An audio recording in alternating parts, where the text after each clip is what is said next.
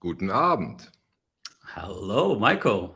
Greetings from Ireland. Angelo, Angelo Kelly on my channel. What a pleasure, what an honor. Thanks for doing this. I'm very glad to do this. I was very happy to have you ask me, and I've been watching your channel for a couple of years, and Oh, so I'm a little nervous, actually. I'm me not too, usually. me too, me too. What? But I hope that I don't gets know. better over time.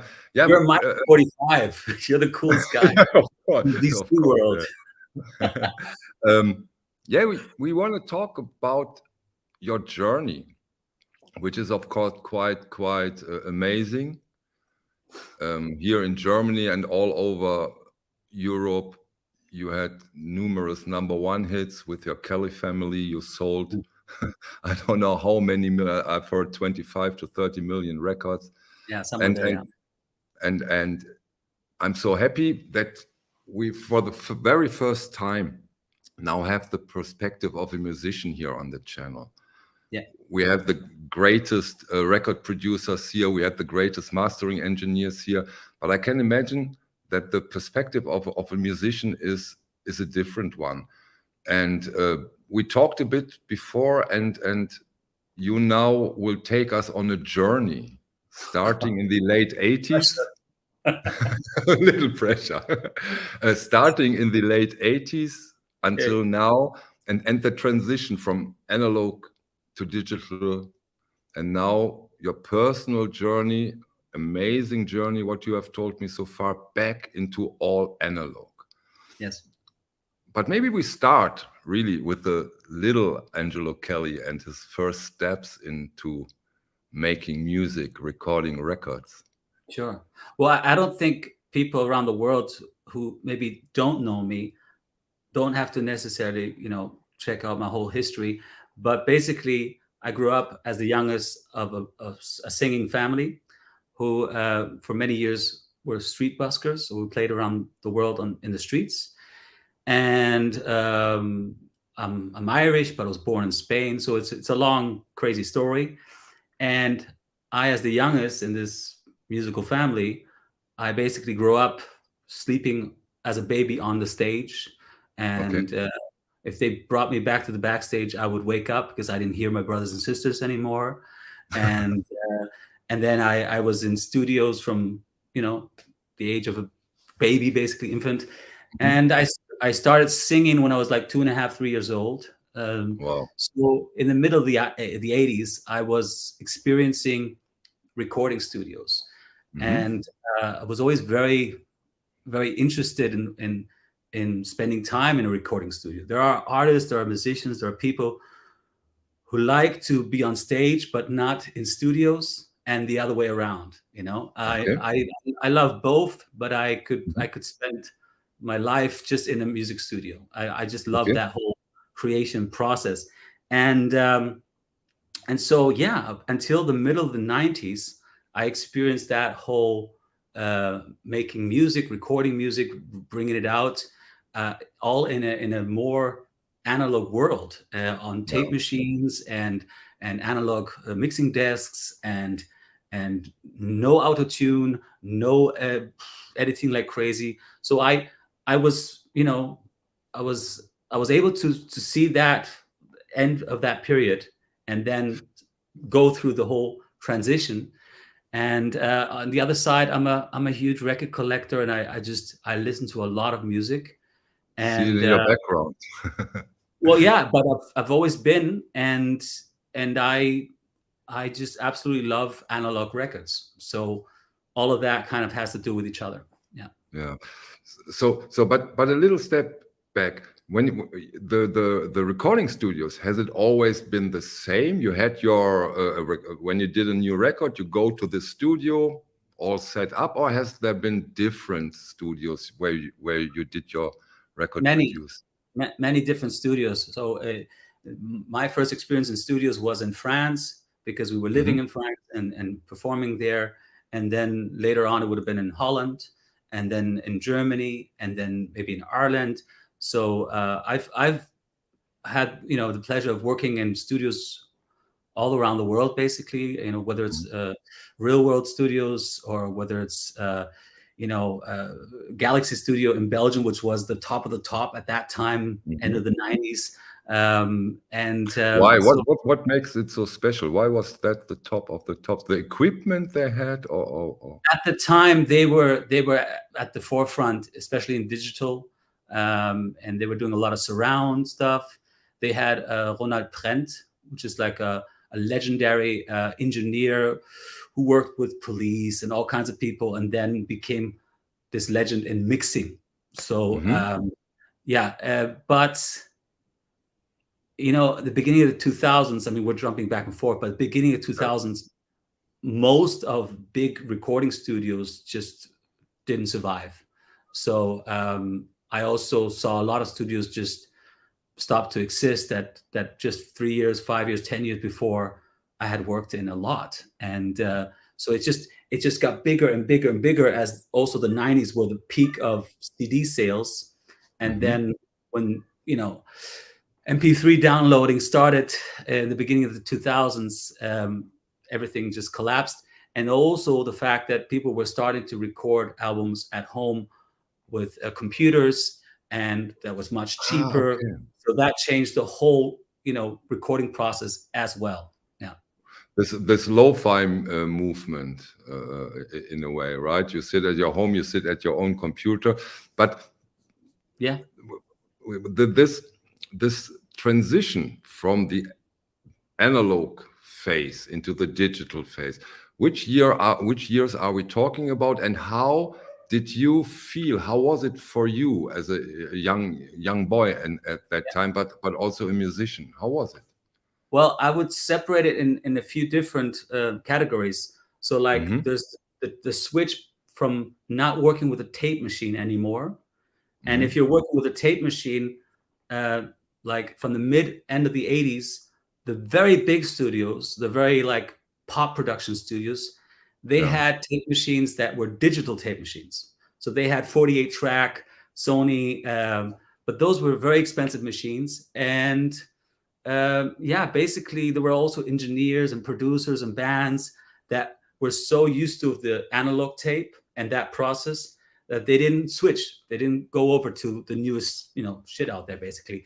But there was, so I would say in the middle of the 90s, the switch between tape machine recording and actually with a screen and recording everything onto a software, that's how I experienced it switch, But before that, there was already digital recording happening. So it depended on which studio I was in. In some studios, it was an analog tape machine, and others it was a digital machine. So the last record that I experienced recording on analog tape was 95, 96, maybe beginning 96. And that was an album called Almost Heaven, with my brothers and sisters, that sold 5 million copies around Europe. I remember, And I played the drums, I co-produced it, I wrote some of the songs. One of them was a big hit. And that, I remember, we recorded most of that in Capri, in this amazing studio there. Italy, yeah. The reason why we recorded there was we had problems with paparazzis. It's just all whatever. But it was also beautiful there. But we were recording on tape, on analog tape, because they had usually mostly rock bands, and they preferred that. And that was the last album for basically until now that I remember in analog. And so you have, there's many little back and forth in the transition. But for me, there was two different things happening. For me, I really hated the fact that we went from recording on a tape machine to recording on a computer, because it changed also. Like, I was heavily into practicing drums. I was practicing 3 hours, 4 hours, 5 hours a day. I was trying to become the best drummer possible. And one of the things was also to be able to go into the studio next time and to just nail it, to just play one time. And little side question: Who was your teacher?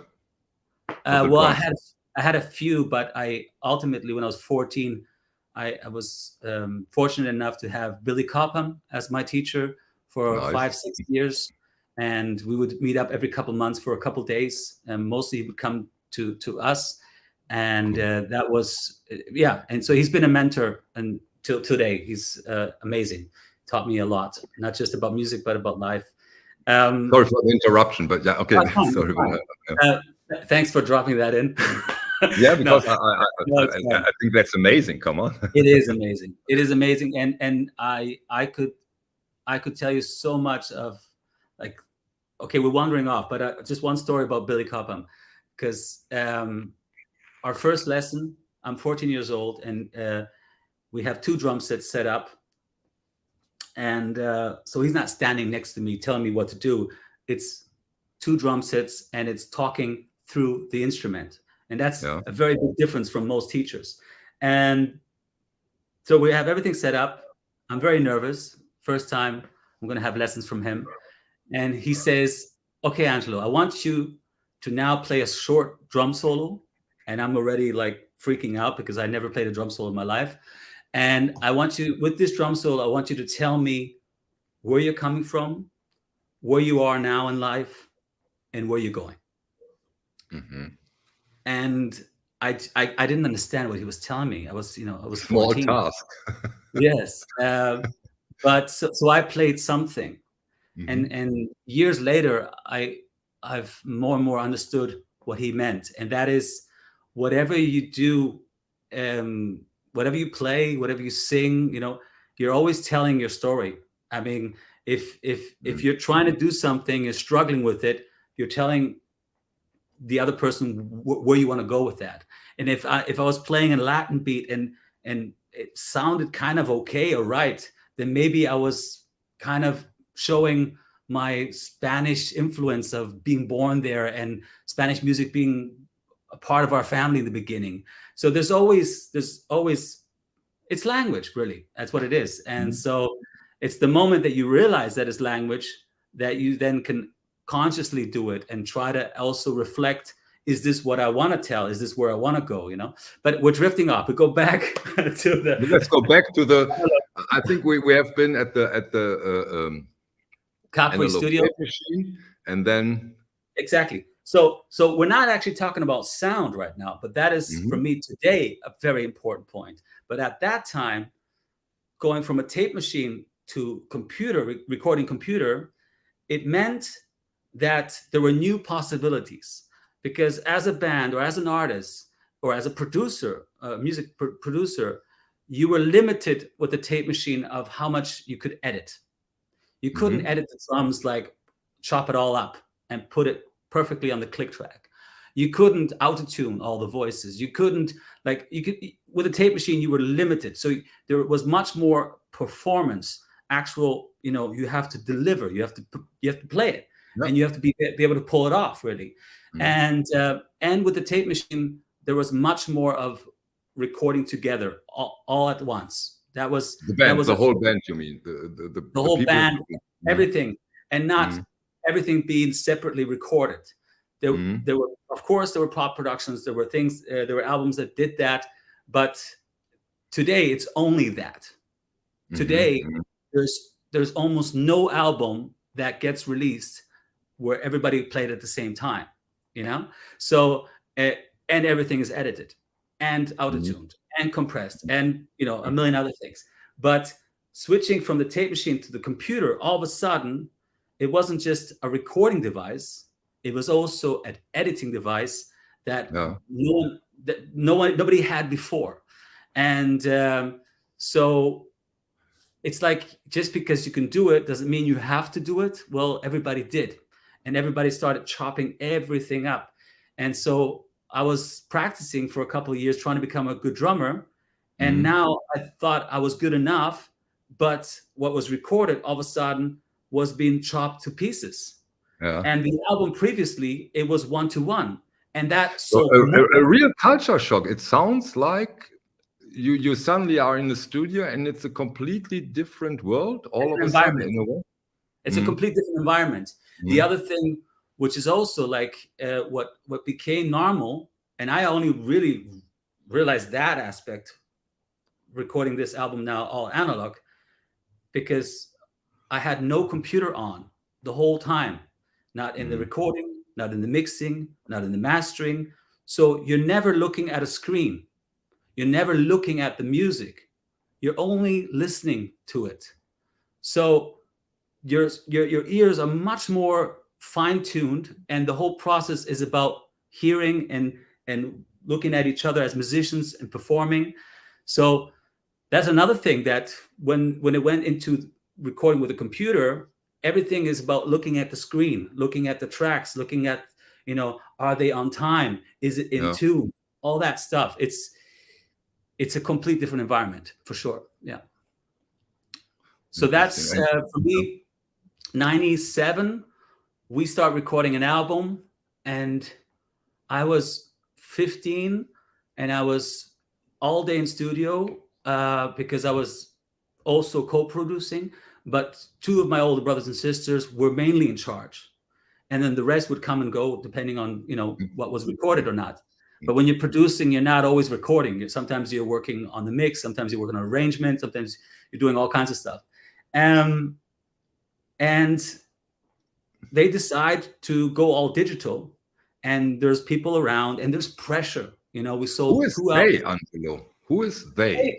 Well, it wasn't a record company because we had our own label. So we were an independent label, basically. We had our own label and sold 2 big albums. So Over the Hump was 94. That was already 3, 4, 5 million copies. Alone in Germany was 3 million. And then the next album was Almost Heaven, which was the last one we recorded on tape machines. And then basically, I think the whole pressure of establishing yourself as a big band in Central Europe, mainland Europe, I would say, that kind of, you start hearing the voices. You have all these people that are working for you, but they're also dependent on your success.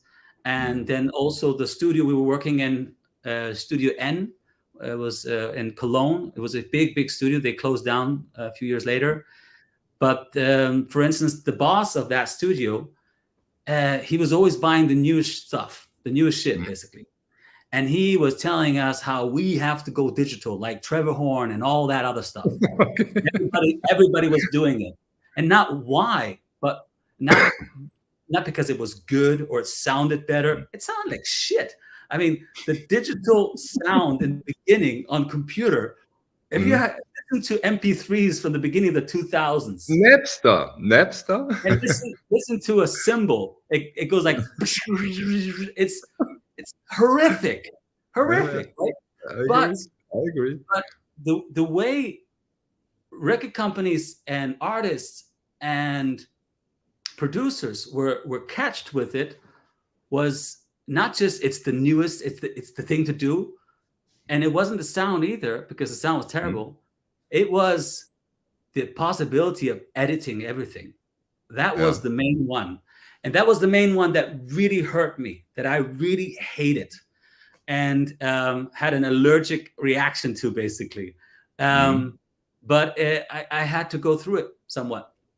And I'm not blaming anybody. I'm just saying this is how I experienced it. And so in that album, we were in the middle of it, and we're recording all day when we weren't on tour. And then we had like 4 editors, 4 people just with floppy disks and the whole stuff, editing. Like one guy was editing 1 guitar all day, and the other guy was editing 1 voice all day. Now, nowadays, with Logic or Pro Tools, an engineer does that in 5 seconds, right? But back then, that was really high tech stuff.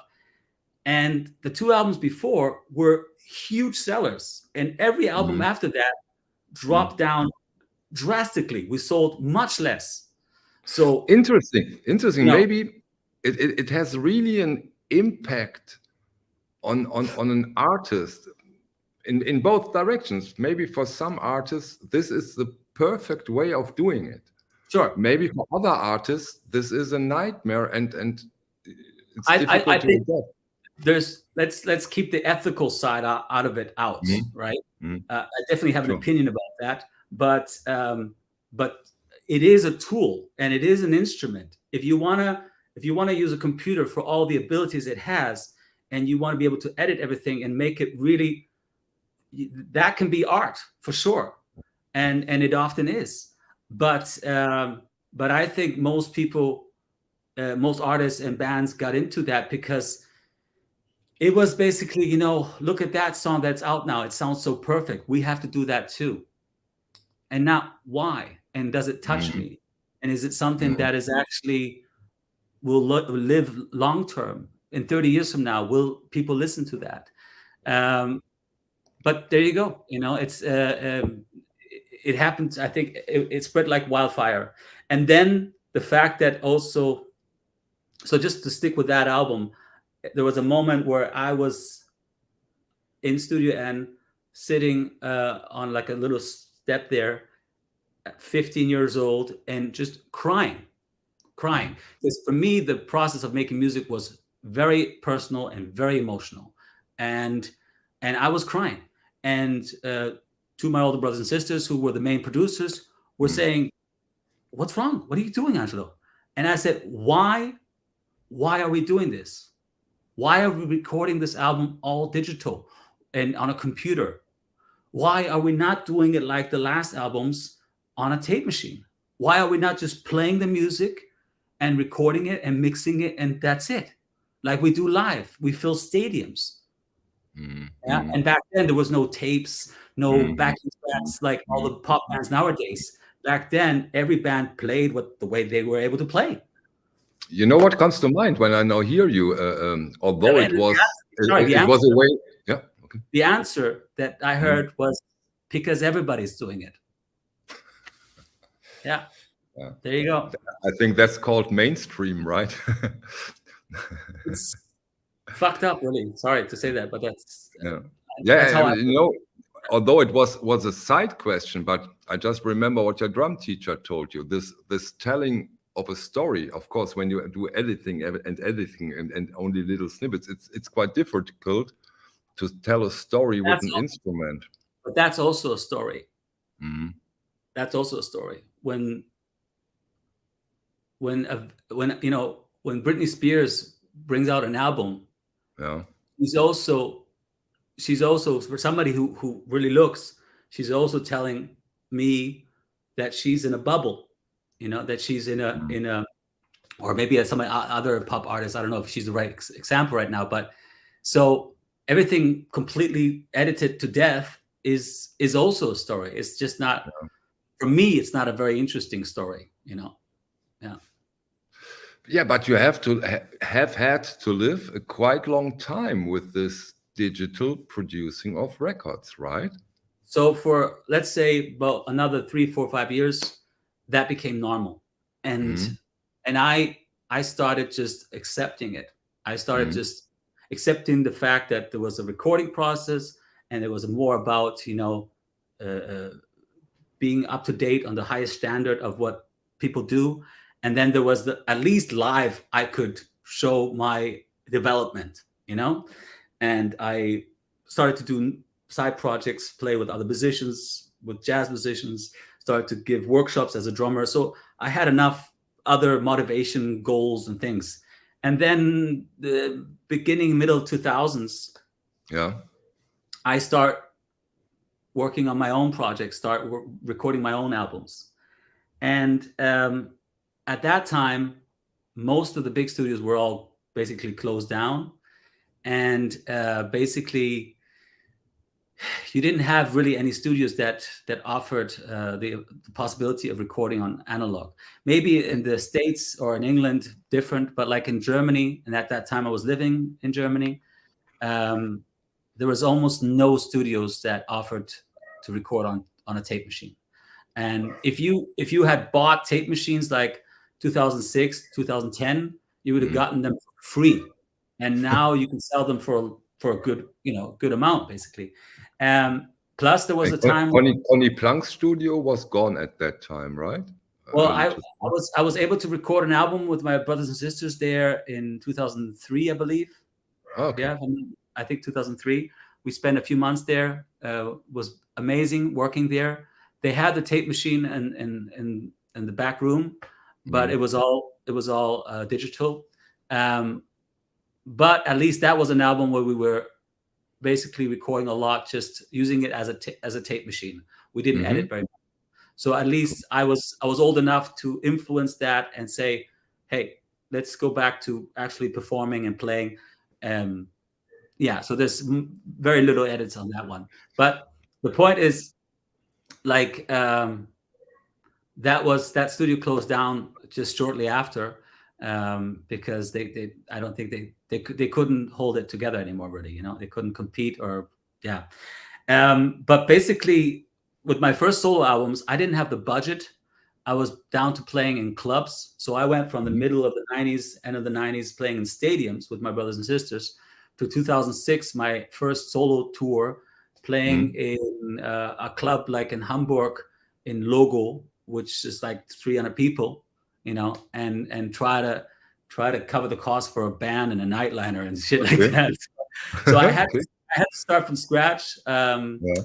And I didn't have the budget, and I didn't have the ability. But for most of my own albums, I've tried to use the computer as a tape machine. I've tried to just record as much as I could, realistic what was played.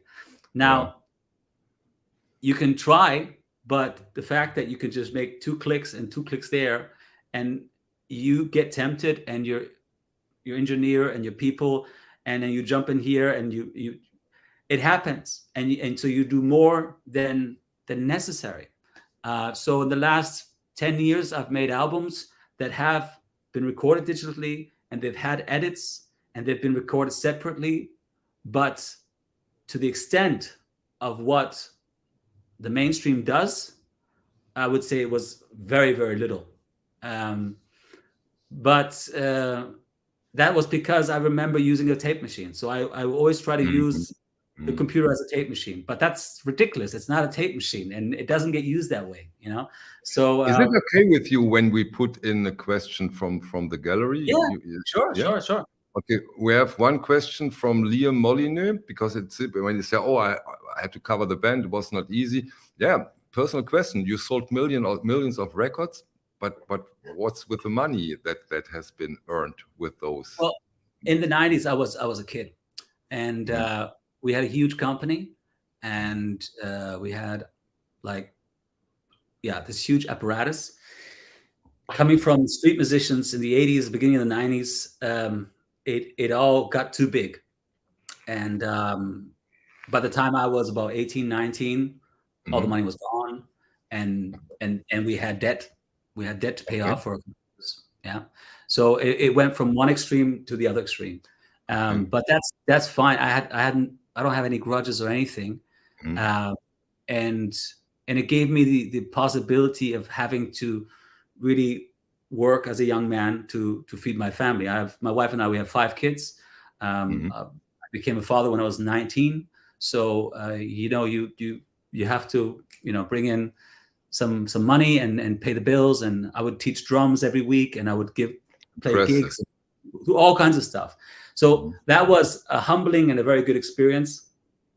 And then my own career started building, and so I've sold quite a few records in the last 5 years. I mean, multiple times of gold and platinum and charts and stuff. But then also with my brothers and sisters, after about 15, 20 years not working with them, between 2017 and 2020, we did like a kind of a comeback, and I was very much in charge of a lot of what was going on there musically, and also from the strategy of how we would do things. And that was very, very successful. We sold over 1 million or 2 million records in that period. And so, no, I can't complain. I'm a musician who's able to live off my music and do the things I feel right. And I'm also independent enough to decide whatever I do. So, which makes me able to do this album all analog, because that's what I want to say. And I think without your total independency, the album you are doing right now would not been possible, right? Yeah. No, because it's not that a record company forces you to do something else. No, it's even further. It's even worse than that. They don't understand analog. They don't understand what the difference is. They want just something that sells, and that's fine. That is their job. But if you, as an artist, want to be able to decide how you do things and to not have anybody be involved, then you have to make sure you have it that way. Either you do everything yourself, or you build it up to a point where record companies will work with you and you'll have a contract where you have all freedoms. So the first time the record company hears my album is when it's actually being pressed. So, other artists, the record companies are like, so which producer and which songwriters, and can we not do this, and can we not do that, and let's get this person, and let's make your styling different, and it becomes all kinds of stuff. But it's not what you think. It is. And now people who hear this, they think this is only in the pop world. No. This is in rock and metal and punk and everything. Everything that sells, this is what's happening. Everything. And I don't have a manager. I don't have a producer. So those are also things. Like, forget the record company. If you as an artist have a manager, that guy or that person could be fine, but it could also be a person that has different motivations and is trying to steer you in a direction. So, yeah, I think I witnessed a lot of the VC videos in the last couple of years, just because I love all the information and finding new records and stuff like that. But I also thought that there was also too much emphasis on, like, the record companies have to tell us whether it's analog or not, or there's that kind of stuff. No, it's the artists have to tell you. So do I understand you correctly? If it's not important to the artist.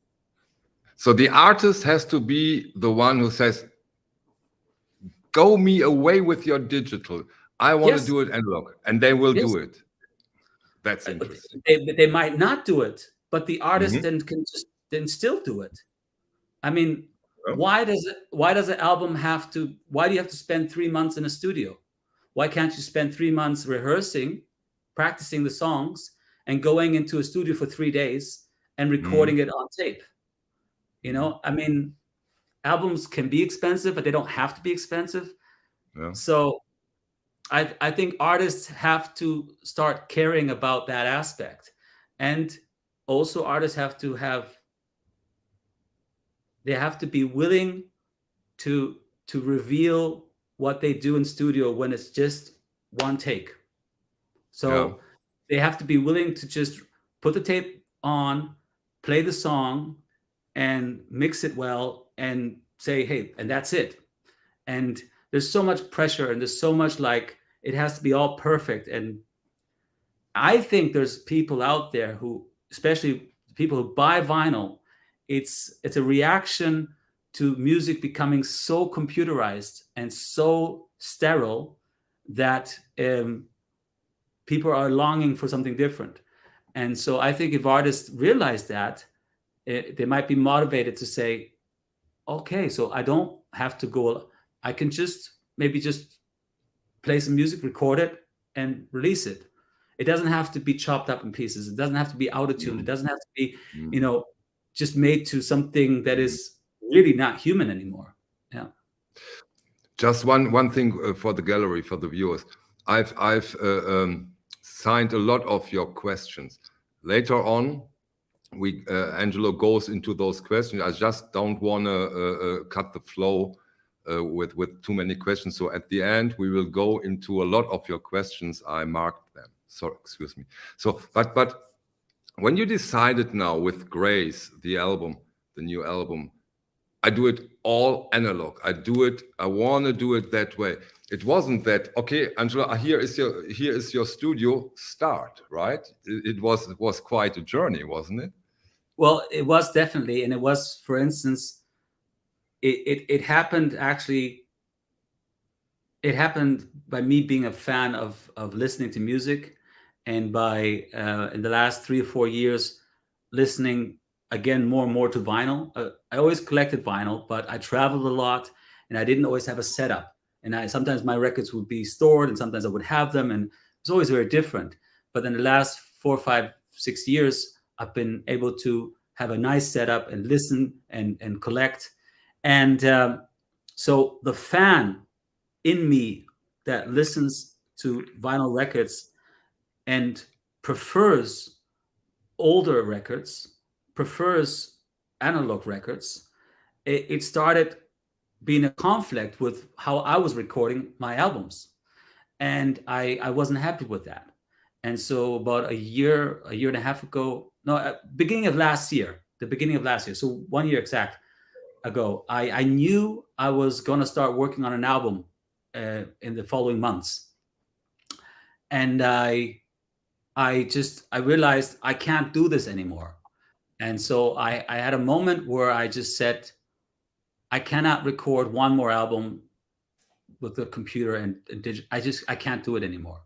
So I called a few people that I work with, and my musicians, and also spoke to my wife about it. And I made a commitment. I said, from now on, I'm recording my albums at all analog.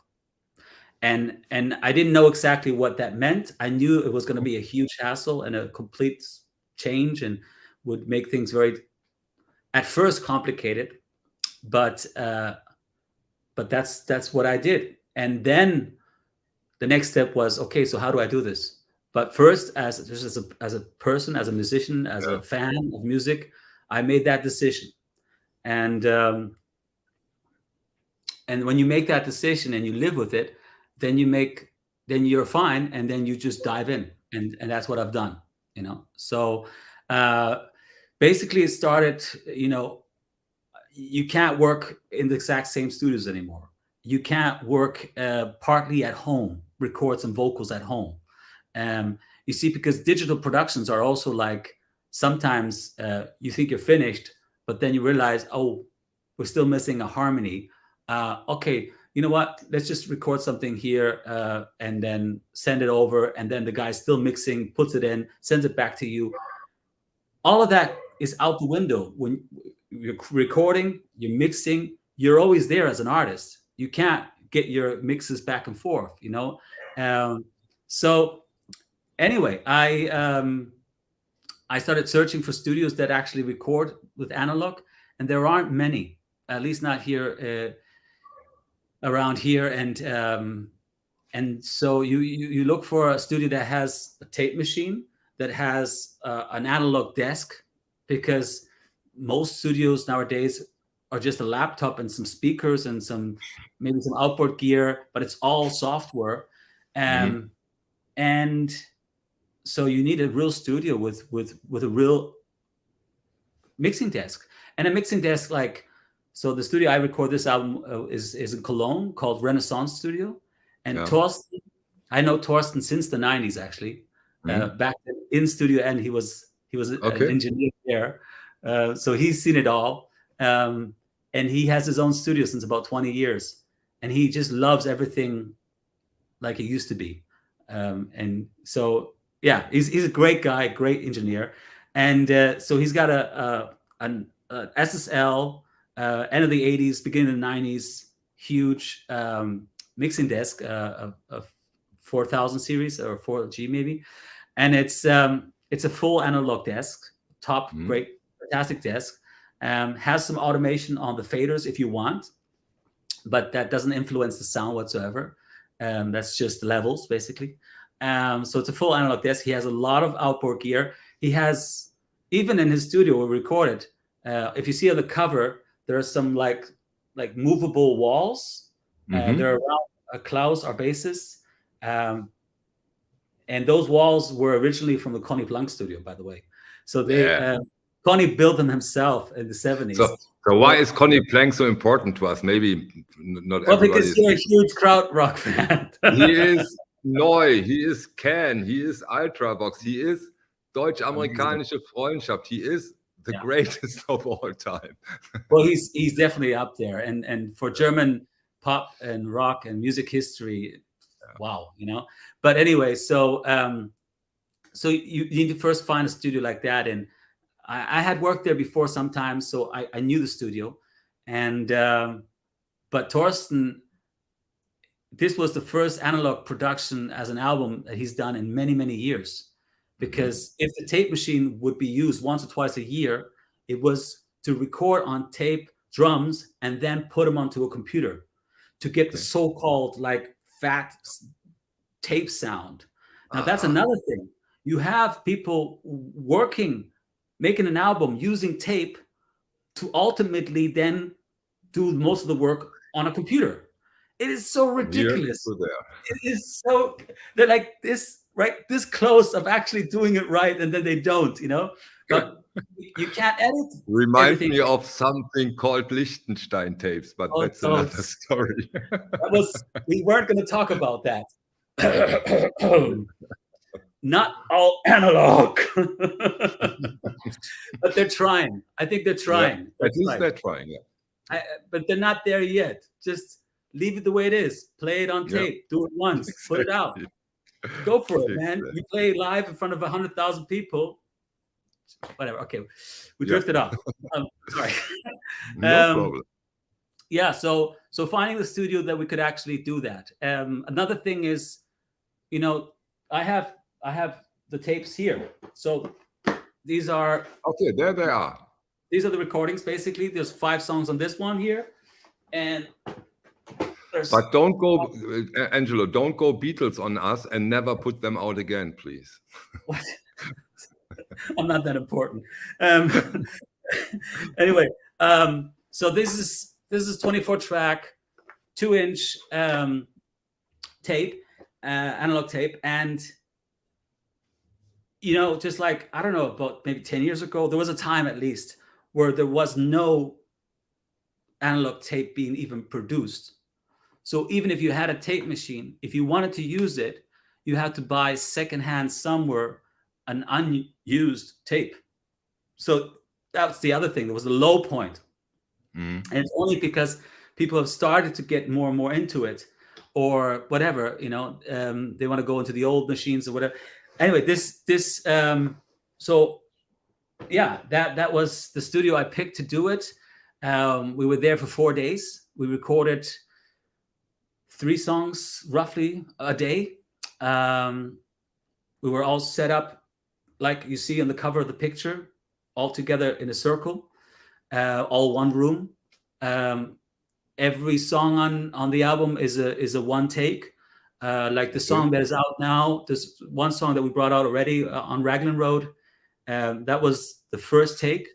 You can hear this song as a digital file. Exactly. On Angelo's YouTube channel. You already put on this Spotify everywhere. Yeah. Oh, okay. That's on Raglan Road is the pre-single, so it will be available digital, the album, and also as a CD. But my main focus, my main end result is the vinyl. And anybody who gets that, anybody from my crowd that actually goes along with that, will be able to hear what I have had envisioned, basically. And any other way you want to hear it, fine. So we did a copy of the end result digitally, and it's there, fine, you know. But basically, so that was the first step: recording on tape, recording all in one room. Now you can use a tape machine also in a different way. You can record separately. You can edit a little bit. Like you can, for instance, if you have the drums on 8 tracks and you have a guitar and a bass and maybe some keyboards on 3-4 other tracks, 24 tracks. If you have one machine, you can also have 2 machines. You could sing the song 3-4 times on 4 tracks, for instance, because you have space. And then you could send them back into the desk and have them all muted, but you have them routed to another track that you record that's still available. And then you write down, you listen to each version of the vocal of 4 takes, and you write down which parts you like the most, and you script it basically. And then what you do is you let it run and you unmute the different spots. So Okay. thereby, this is how they would have edited with analog. It's very basic editing, limited editing, but it's not like you could never edit with the tape machine. You could jump in. Yeah, and you keep it all the time within the analog realm in a way. You Exactly. don't leave it. It's not digital, but that wasn't this album. This album was all one takes.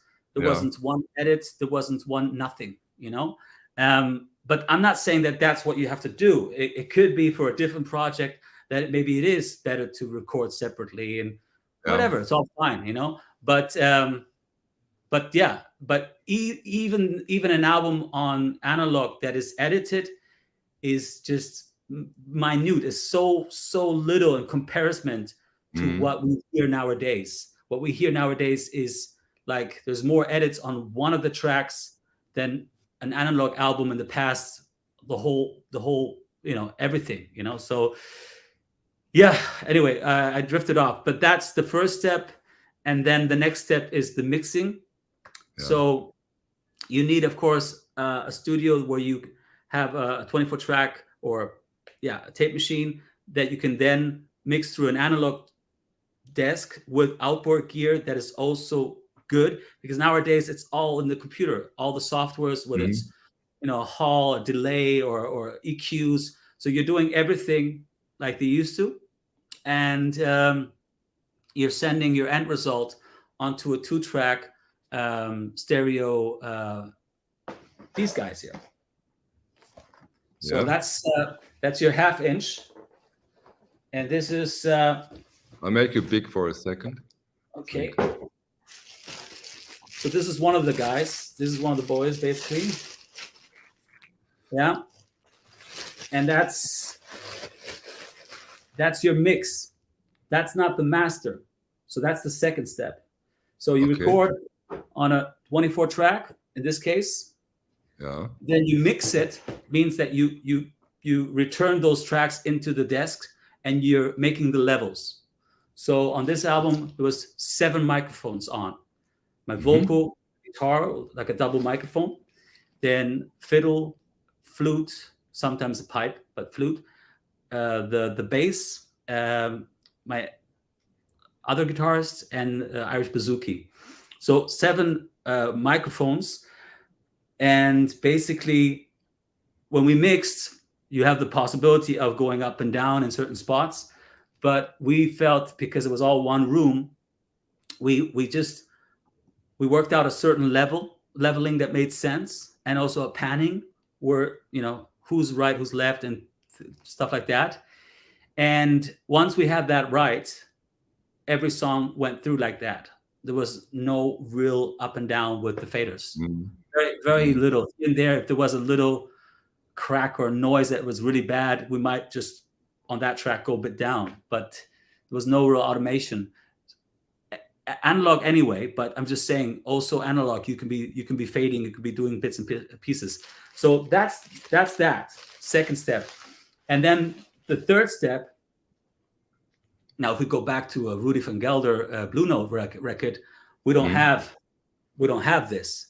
We have my second step being the first step. We have a mix right away. Okay. And from that mix, maybe a master, and maybe even it was a master directly, you know. So that's a whole other thing. Maybe one day I'll get there, but actually, you know, so second step is mixing down to 1/2 inch, and then with that. Excuse me, because I didn't understand that. Yeah. You just said maybe one day I'll get there. What is the technical difference in the studio to have? Technical difference is that you have one step less of a possibility.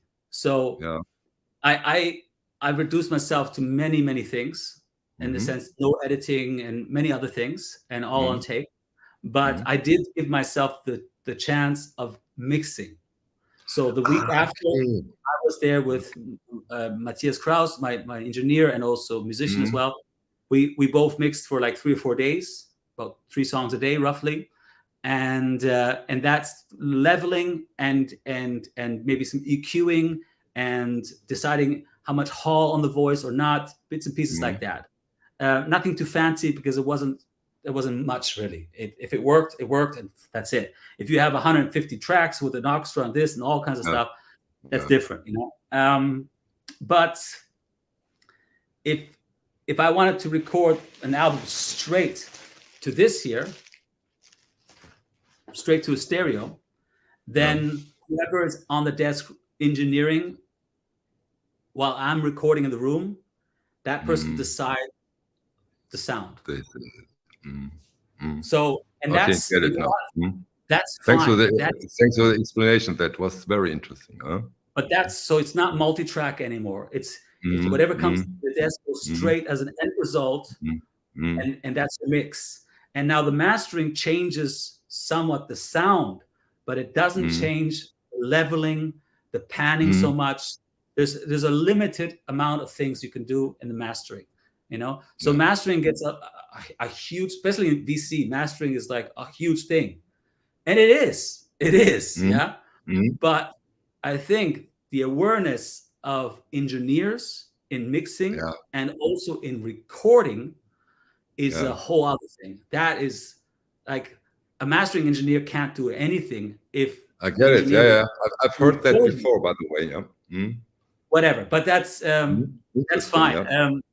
I'm not dissing mastering engineers. No. I get it. I totally get it. Sometimes the greatest thing a mastering engineer can do is to not do anything.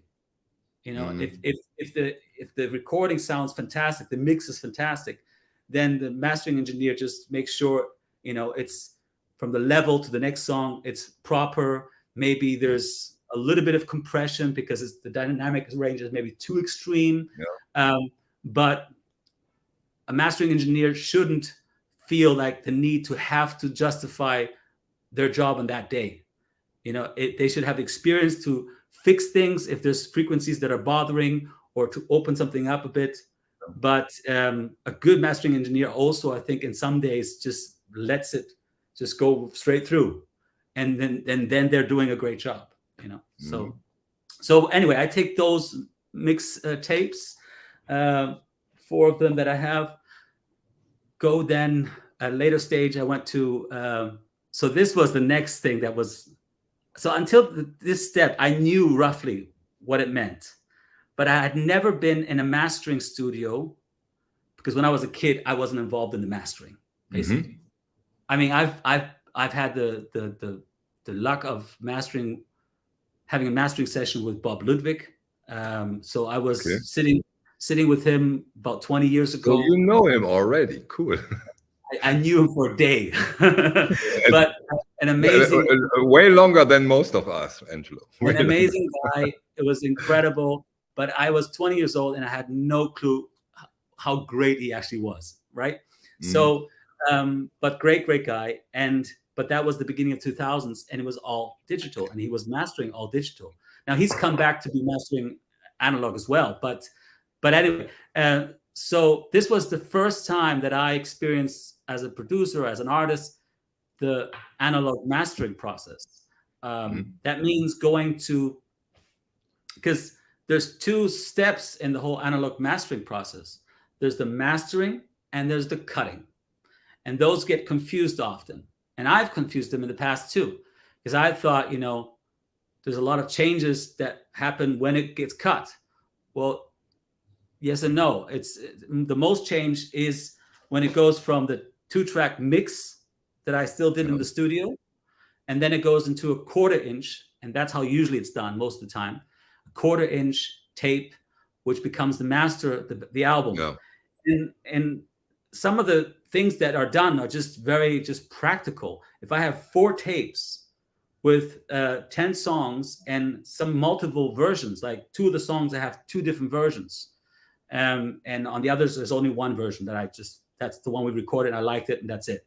But fact is, the mastering tape becomes, you know, what is track 1, what is track 2? So that's the job of a masterer, or the process. It's actually putting songs in the right order. Then how much time between the songs? Is it like immediately, or is there a bit of space? Then maybe the mix, in my case, the mix, sometimes there was no fade in the end, and you heard us talking or standing up and leaving the recording room. So in the mastering, there's the fade, to get just after the song is over, just fade out basically. But of course, there's the process of some compression, and that's another thing. Music, if you listen to music from the 70s, 60s, 80s, even some, had much more dynamic range. And nowadays music is just so flat. There's no dynamic. There's no dynamic basically. And so I think that's another reason why many of us enjoy vinyl, because the older records had more dynamic, and that's a key element in music. If I'm singing and I'm saying on Raglan Road, an autumn day, I can make something happen. But if I compress that completely, then that's not an option anymore. That's not happening anymore. That's not, and so I adjust as an artist. I don't sing that way anymore. I don't use dynamics as a tool. On the record, on the live stage, you do, right? I do, of course. But what I'm saying is that so the mastering process is where you can also, in the mixing as well, but in the mixing, in analog, you try, and that's what we did, to leave it pretty much full dynamic range. Very little, almost no compression. And then in the mastering, you have a bit more, you can play around with it. You could see if you want to compress a little bit more or not. And there you go. And so, and with today's equipment, Angelo, you really have more freedom, like Bob Ludwig with the Led Zeppelin, right?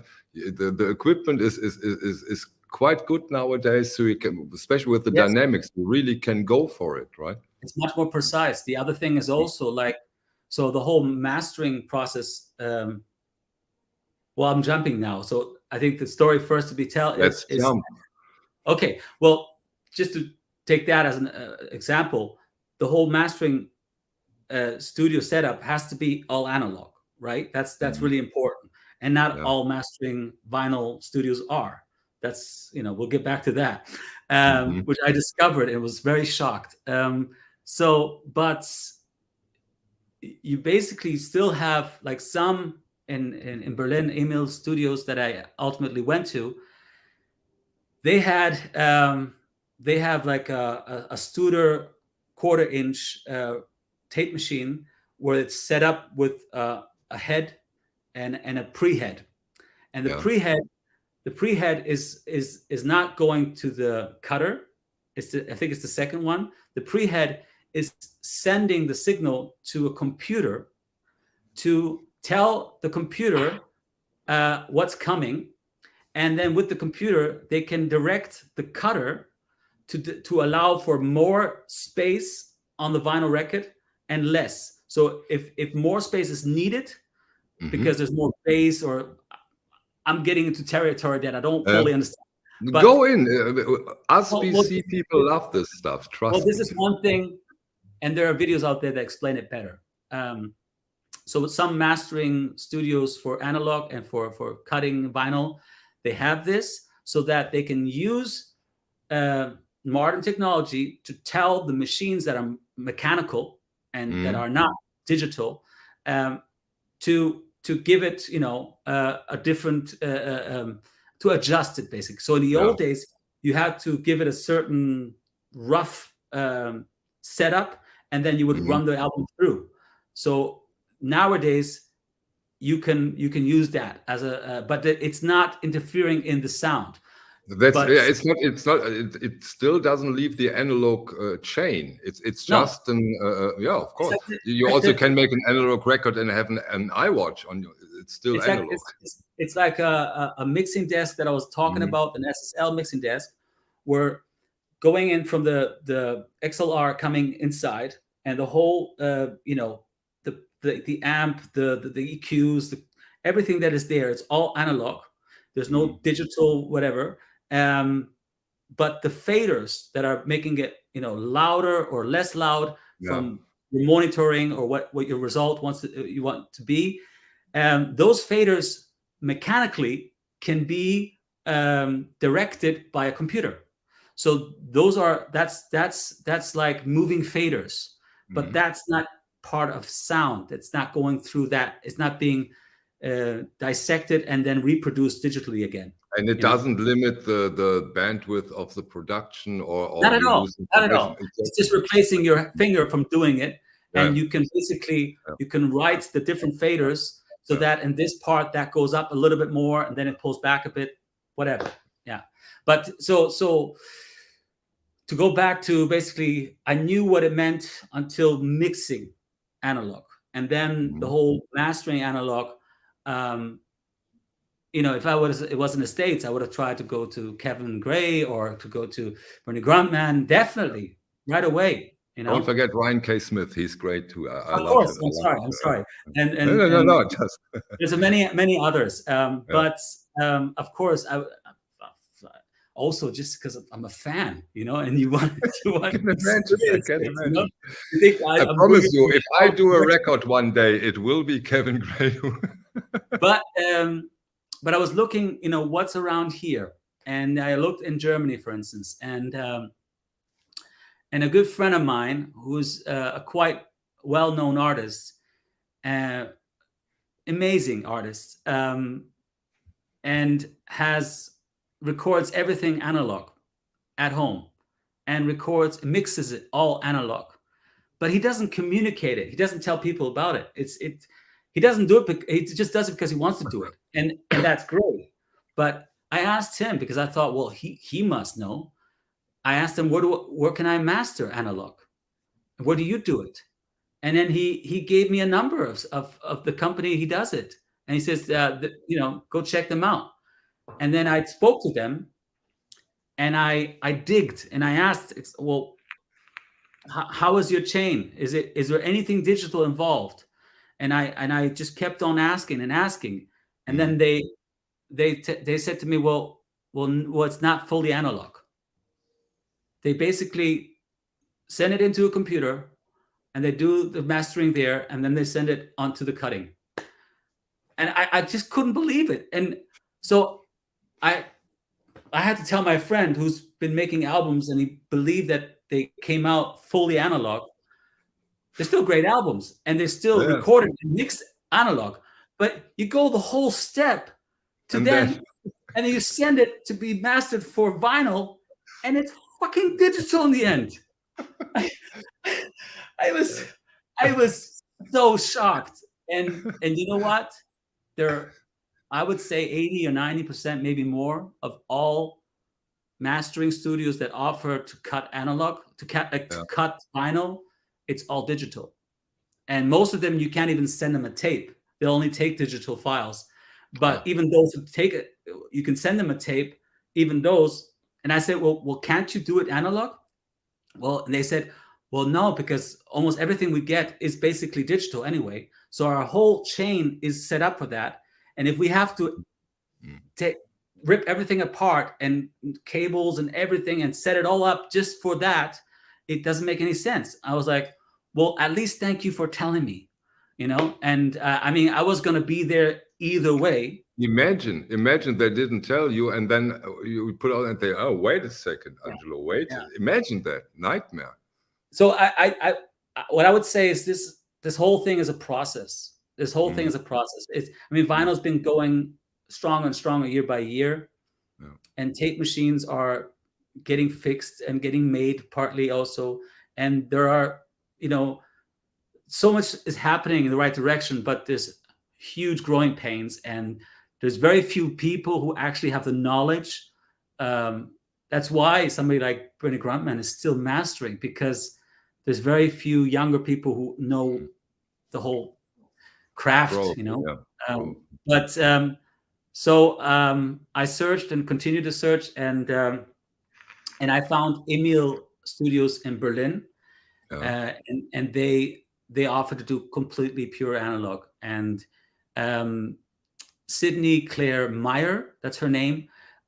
She's an analog mastering engineer, basically. That's what she does mostly or a lot. And but it's mostly reissues.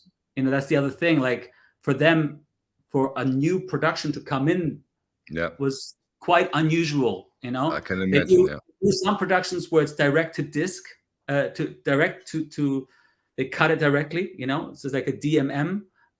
So, but those are like basically, art projects that nobody hears about most of the time, you know. Mm-hmm. But it's very rare that they get an actual new production that was all analog, and that is extremely sad. So it was hard to find a mastering studio in Germany that can do it. And the fact that they were surprised and that it doesn't happen very often, it's mostly reissues. So it's mostly they get the tapes for Speaker's Corner in the past a lot, and Gramophone, all kinds of things like that. But so and she was actually Kevin Gray's assistant for a while. So I thought so, because Kevin Gray talked about her. She learned quite a lot from him. Her, right? He talked about her. That's the thing. She said she had to really convince him to kind of go there and to be able to work with him. But then she learned a lot, and that's fantastic. And so I think the next generation is happening bit by bit, and there needs to be a few more, I think. But there you go. So I went with my tapes there, and we spent a day doing the mastering, and it was a beautiful process. I have on my Facebook and Instagram, I have a small clip of that where I show her working away, doing her thing. But again, you have been completely involved also in this part of the production. Yes. Cool. I wasn't going to go through all this hassle. And in the end, also, when the lacquer was cut, first of all, I wanted to learn. I wanted to see what happens. I wanted to know, what does it mean? But also when the lacquer was cut and that was going to be sent to Optimal to be pressed, I wrote the record company I work with an email saying, it's finished. It's been sent to Optimal. I need 100% confirmation that this is the only thing you will use to press. I need this in writing. I get it. I got it. Not on the last 2 meters, right? I got it. And the other thing was also that when you send a lacquer, then that is also the only thing they can use. They don't go from a lacquer and digitally record it or something. There'll be a loss of quality in the whole thing. So, but anyway, I just it was. But that moment when I realized that most mastering studios that cut vinyl cannot do analog, that really shocked me. I can imagine. Oh man! About what time period? When you found the studio, you found your analog device to record it. How a year, 1.5 years, 8 months? Not a year. No, not a year. I recorded. Well, there's a few months before preparation in the sense of getting the studio booked and searching and asking people and stuff. But so I guess spring of last year, and then the recording was towards the end of the summer, and then mixed about a week later. And then the mastering, that took much longer because I was stumbling upon studios that couldn't do it. And so that was, I believe, in October. October or November or something like that.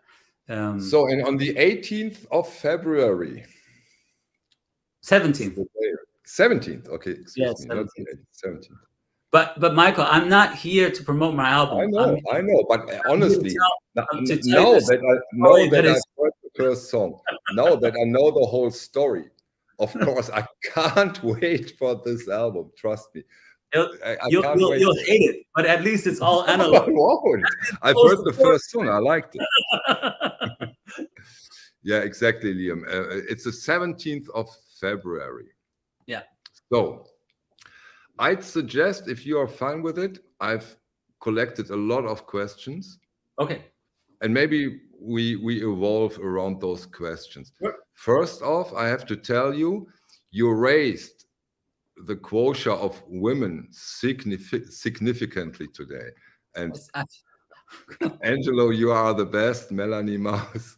So a lot of, we are in the vinyl community, we are not used to this. And as we are the vinyl community here, I start with a question from Kevin Kennedy. By the way, I'm trying to ruin the party for everybody in VC. I'm bringing in all these new people who have no clue, and they're going to ruin all the comment sections everywhere. It's a No, they disease. won't, because we all don't have a clue. We just play to have a clue. Kevin Kennedy, it would be interesting to see what he collects, what his musical tastes are. Oh God. On vinyl. There's only a few things that I don't collect, probably. It's I mean, like, so it's about 3,000 records, maybe something like that here, and all of that there is jazz. That's all. Mm-hmm. That's about 1,000 or more, and then there's more there. So there's a lot, of course, mid 50s to mid 60s bebop jazz. That's I just Cool. can't get enough. Yeah. You are into originals, reissues, Also, both? a lot. Yeah, Both? a lot of originals. I've always felt most safe when I bought an original, to know that it was analog and that it was, the original intent of the band, the artist, whatever, But I do appreciate a lot of reissues, the Tone Poets, Acoustic Sounds, even the older MoFis, and there's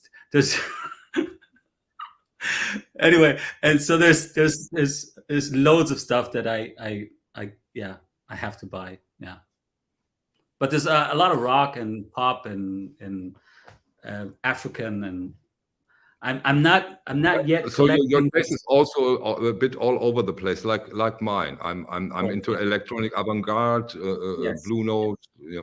I've in the last few months, I've always been open to a lot of improvisation, but in the last few months, I've been actually like collecting many of the records from Incas.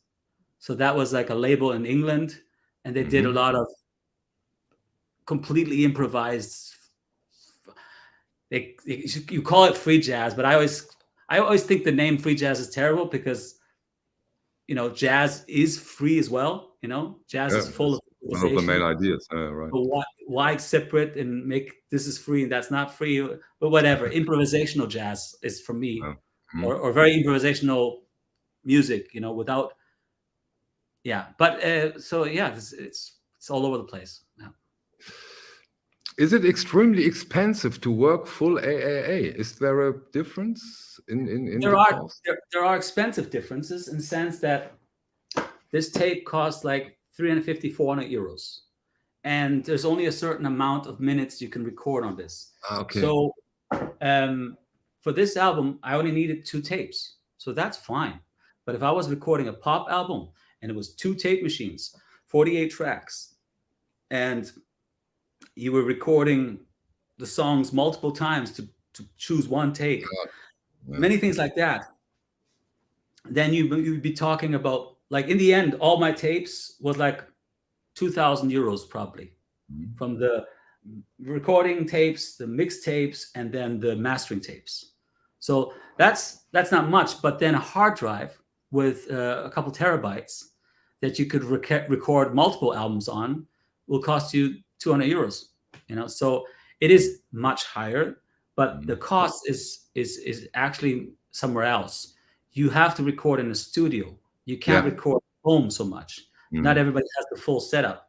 You need a mixing desk. A mixing desk, a studio that has a big analog mixing desk can't can't be too cheap, because the maintenance of that fixing that constantly, it's old parts.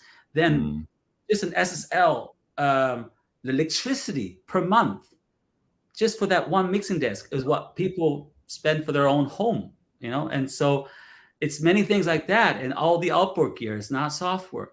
And then a tape machine, when you start a recording session, you have to get somebody to come and to calibrate and to check the whole machine, because you're going to have all these musicians, you're going to have hotel costs and food and all the travel and all that stuff, and then the tape machine is not working. No. So the tape machine has to be completely checked before you start a session, especially if they don't record analog every day, which they don't. And all of that stuff, it costs money. But put it this way, pop albums, usually they spend months recording an album. And with the tape, you're so limited, which I really enjoy. The limitation forces you to work differently. And that means you go in there, you play the songs, you listen to it. If you're happy, that's it. If you're not happy, try another one. And 4 days later, we're done with the album. Whereas a pop album, you'd be spending months.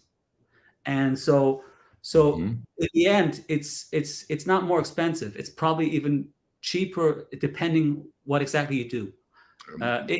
So the main factor is the studio time, if I understood you correctly, right? Studio time, it's the gear, it's things like that. Yes, that's that.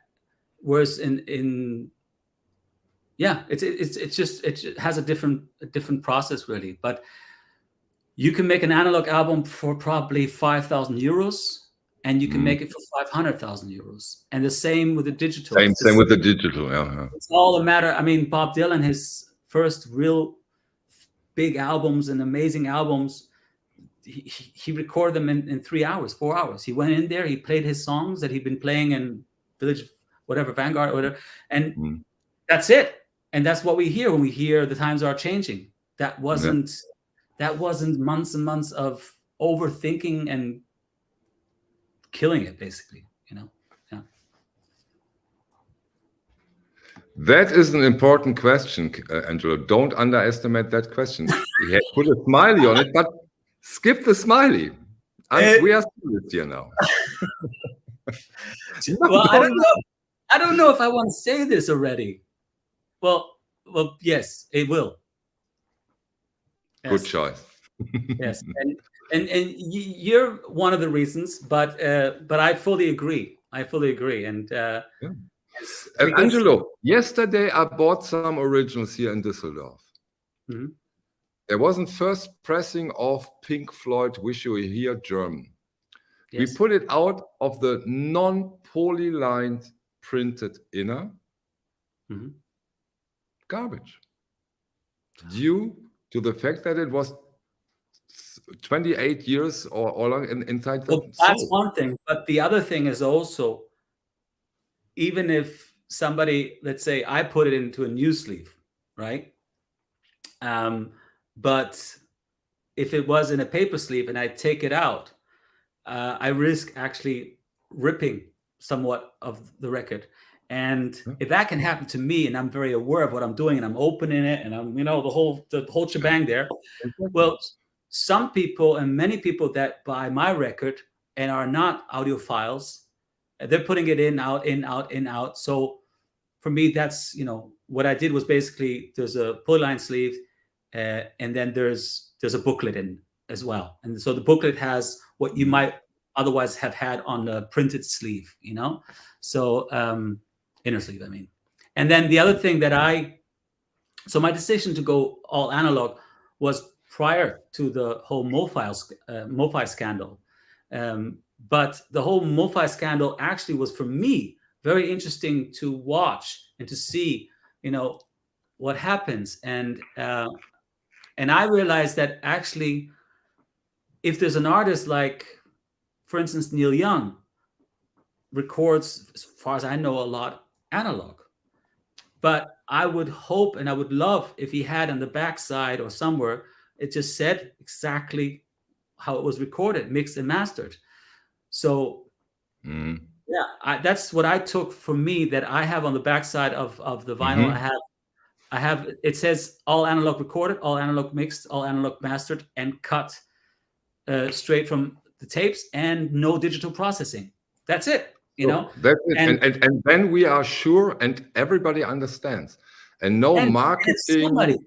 and if somebody puts that on there and it comes out because some witness, some engineer or somebody was there, says that's not true, well, that's fantastic, isn't it, for your career? So, Good luck. but I Yeah.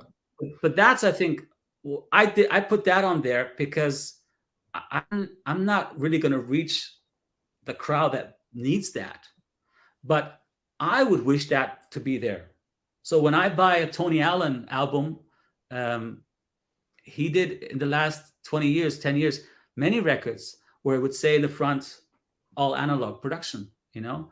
And Mm. when I would see that, I was like, that's fantastic. I'm buying this, and I'm looking at, and I feel like even more enthusiastic and happy about it, you know? Yeah. And so, yeah, that's, well, I think there are artists that are recording, like Chili Peppers, as far as I know, did the Mhm. last 1 or 2 Mhm. albums, or before that, but it doesn't say on it. And so what does that mean? Is it because they did also edit on computer and then put it back to is That's is this, such a pity and such a shame, and yeah, really is also annoying. and But on the other hand, especially if it was all analog, yeah, and especially then tell us, yeah, because it's a yeah, great thing to know, you yeah. know? On the other hand, you can say, oh, it sounds as it sounds, but I still love those informations, and with those Yeah. informations we can learn and Yes, compare, and that would be so valuable. totally. Kevin Kennedy, another great question. You have a say in the conception and process of an album cover, of the cover art, gatefold, is that right? I do. Of course, it's a communication. I work together. So I had my own label for like 10 years, 15 years, just for my own albums, and I would have distribution with whatever company, you know. And so there, of course, I did all the steps. But since about 5, 6 years, I work with a major company.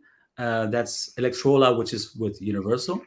But I was in a position to have uh, a situation with them where I have full autonomy as an artist. And so basically, I can do what I used to do, Yeah. but I also have them as a partnership, and they can help me reach more people. So that's kind of the thing, you know?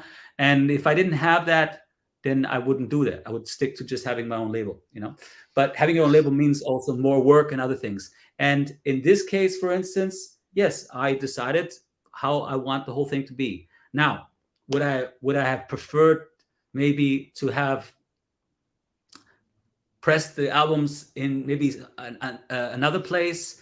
Optima does a great job, but of course, we all know there are certain high-end other places, and then there's also the jackets are normal jackets. You know, I think they're nice, Mm. but they're not the Stoughton So, jackets.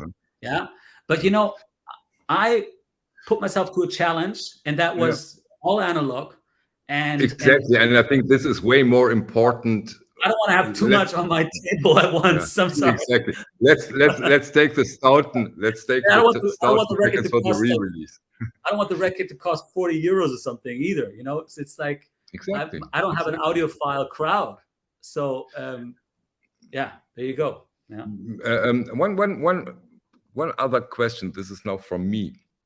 You said that you are looking VC videos, vinyl videos for quite some time now. Yeah. During this process, was this an encouragement or even a learning curve for you to see the reaction of certain kind of vinyl lovers you Yes. get from those VC videos? Totally. It's Cool. not an audience that I want to reach, but it is something that I've been a part of, and I've learned therefore a lot. I mean, Mhm. there are channels like I started watching way back, like when Mazzy had his first videos with his martini and stuff. You know, I was watching that, and then I'd be watching. It was a German guy who had a channel. He was great, but he doesn't do anything since Yeah, years. from Duisburg. Yeah. He was That guy. vinyl laws, right? Or no, audiophile laws or something like that. Yeah, and he had great taste. Mm. He was fantastic, but the VC wasn't there yet, really, you know? And so I think before it really picked up, he was gone already, you know? If he still exists, please come back, make some videos. And he wrote me a message, by the way, so he is alive. But tell him hello from I told me. him. Okay. It was great inspiration. Okay, Yeah. okay, I will tell him that. No, I told him to do videos again. I thought you said that. There you go. And then how many are you pressing, Angelo, by the way, from your record? So the first pressing, first pressing is 2000, and they're numbered. They're colored vinyl. They're gatefold. There's a booklet inside. Which color? It's a dark green because it's cool. Okay, not prone to noise. No, exactly. I stay away from silver and gold and stuff like that. Yeah, please. But I mean, I think that the colored vinyl is nice. It doesn't have to be, you know, but it fits in this case. And there's no sound difference in that color. But there's a booklet in there. It's a 4-page booklet that has a lot of text of how I explain how the album came about, and also there's one full page. And I mean, the people at the record company and also the person that was doing the graphics, they were like, "What the fuck? What is this about?" I have one page that only shows the technical side of it, from the recording to the mixing to the mastering, and also I explain all the, and it's just like whatever. I think most people, again, now when you say that with the page, now that you said that with the page or with the technical stuff, you said one sentence tonight in our stream that I totally disagree. You said that we are not the crowd for this record. We totally are. We're talking Irish folk here. We are talking audiophile recording. That's that. I mean, you know what? I'm fine with that. I'm just saying it's not my intention to reach. I am very happy with my crowd. Okay. I am very appreciative for my crowd, and my crowd and we have a dialogue since I'm a child, and any artist that has a crowd should be just grateful to have a crowd. And sometimes we wish to have a different crowd, or we wish to be a different artist, or we want to be something different, and that's not what I'm talking about, you know. And but my crowd has gone through extreme journeys with me. Like there was a time I was only drumming, and I did touring as a drummer, like with this tuned drum set. Like it doesn't matter. So they've gone through. Sorry, but that's very interesting. They knew you from the little Angelo, grow up with you, stick with you through those drumming jazz phase. Oh, that's amazing. Well, I mean, not that they bought it all, you know. Of course. Like I know it myself too. Like I was a huge fan of Pearl Jam, especially the second album, Versus, as a kid, and I listened to it all day for years. And then later on, some of the albums I didn't enjoy, and then so I didn't buy them. And then, like, I don't know, 10 years ago, they brought an album out that I'm forgetting the name, but I liked it, so I bought it, and I was back in, you know. So sometimes you can. There's a big crowd there, and some will go through every step with me, and through thick and thin, you know, and they'll go with this maybe as well. And then there's others who will come and go depending on what they feel, you know, they like. Yeah, that's fine.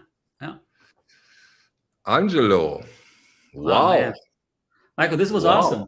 I hope I didn't. It was amazing. It was so educational, interesting. It was. I've never been able to talk about things like this with a journalist. I mean, just like, I'm not a journalist. No, but I'm saying I've done like millions of interviews, literally. Yeah, I know, yeah. And you can't believe how narrow and Anyways, and others, you know, we are YouTube here. We have a lot of American viewers, Canadian, Australian, and trust me, when I was in my late 20s, early 30s, and I watched German television, Ah, Angelo Kelly. Angelo Kelly. Every second day, this young man was on television. Yeah, it was unbelievable. How But many per Michael, year? 150, 200? I don't know. All the more hats off to you that you did this with me, because No, vice there's versa. there are some people who would say, that's too mainstream. I can't talk to that guy, blah, blah, blah, blah, blah. And then, but that's, everybody has, I think, something to exchange information about, Yeah. and so I'm happy about this. Not such an unimportant question, Angelo. Stop it. Who's paying you? No, no, no, no, no, I think no, seriously. Liam No, Monyu serious. is actually No, Michael you 45. are in the crowd now. You have to please. I don't know. No, Please tell us no. where. I don't think it's going to be easy to get it outside of Europe. I No, think Liam is Great Britain. He's UK. okay, then I think you'll be able to order it. It might be over a German Amazon or something like that. Could be, because there aren't that many copies, and it's not like, they'll send 3 copies to each country or something like that. So I think most of them are going to be going from Germany, Austria, Switzerland out to other countries when certain people want it. Yeah. And I don't know, maybe Mike from the In-Groove might get a few. Huh? No. Really cool. No, that would be no. great. I was just shouting out to him. Yeah, maybe No, he contacts you. Why not? And this it is wouldn't be me. audiophile stuff, Angelo. Come on. Anyway, so whatever. don't be so. You did an amazing thing for us. That how is it? Contemporary artist, recent artist. I don't know how to say that in English. Zeitgenössischer Künstler. You know that? Okay. Yeah. Sounds serious. Does this and goes through this and doing all analog. This is amazing to us. Amazing. You know what? It is, but also it's also extremely sad. Like, for instance, jazz albums that are recorded in the last 5 years or 10 years digitally. I mean, especially a jazz album where it's about interaction between the musicians. Why would they be recorded digitally? It makes no sense whatsoever.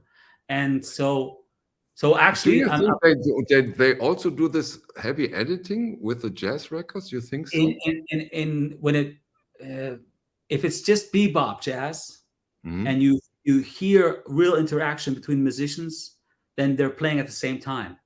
And if they're playing at the same time, if you edit too much, then it doesn't interlock as much. But if you record after each other and edit, then it's easier to it's like Lego, in a way. And but you'd be surprised, in almost all prog rock, like very out there jazz, like fusion stuff, a lot of editing. So you got some of the greatest musicians are recording albums that then get edited like a lot, which makes no sense, absolutely no sense. But I think that's I think it's going to change. I think people are going to go away from that, because they're going to realize that people don't want that. Hopefully. Yeah. Can you do me a favor and read this comment, please? Okay. Any signed copies would be great. So yeah, there what are does some. He mean? What? You know what he's talking about, Angelo? No, what am I talking about? Now, the comment, any signed copies of your album would be great for the community. There are. They're like, I think there's 300 of them. I'll be cool. signing them soon. But I think they're already all gone, as far as I know. Yeah. So yeah. But I'm an artist that after every concert I go out and I spend an hour, 3 hours, whatever, and I sign. I make pictures with those. Is this an album you would go on tour with? Is that not at the moment? It's not planned. It's not planned. I'm just bringing it out. That's it. Hope maybe next year. I have a tour this year that was postponed 2 years because of the pandemic. So I have that coming first. It's a different thing. It's called Mixtape. And so I've got like 40, 50 shows in between April and the end of summer. But all over Europe? All over Europe? Mainly Germany, Austria, Switzerland for this one. But I might, with the I might next year. Yeah. Cool. I'm still trying to figure it out. But this album, there's no huge campaign. I'm just bringing it out. That's basically it. And yeah. He is over there in Cologne when you are there. Yes. Hey, I'm gonna. I just discovered his channel, and he's trying to do a good job here in Germany in the German language.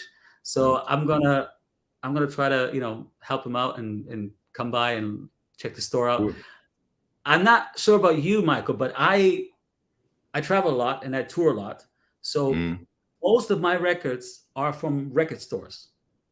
And that for me is a huge part of the whole experience. Like if I have a record there that I remember I bought in that store in that city, it all. But and at the evening we played this concert. I can imagine the whole a beautiful story. Yeah. I also have friends, or there's like up there. I don't know if you see that Blue Note sign that like promo sign. Yes.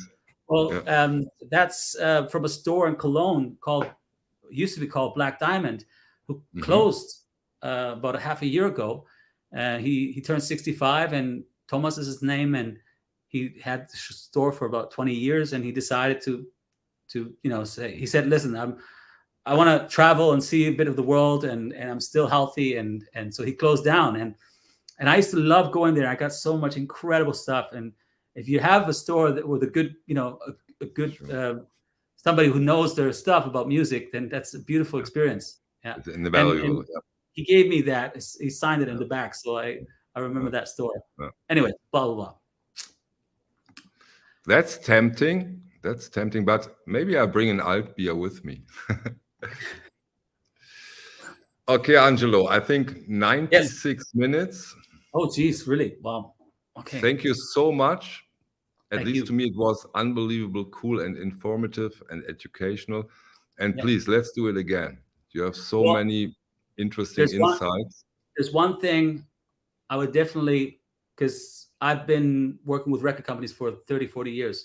So I would definitely want to talk to you if we talk again about what would be the motivation for record companies to get into communicating what is digital and what is analog. Yes. And great topic. Because there's two sides of the whole thing. There's also a negative side for them, so, but that will take too long. A little cliffhanger. Yeah, but we talk about another idea I have. Okay. Thank you, Angelo. Thanks a lot. Amazing. Michael, I'll bless you. I'll keep watching. And to everybody in the VC, thank you for all your input and all your sharing of knowledge. And I've learned a lot. So keep it up. Thank you very much. All the best. Bye-bye. Cool. Cheers.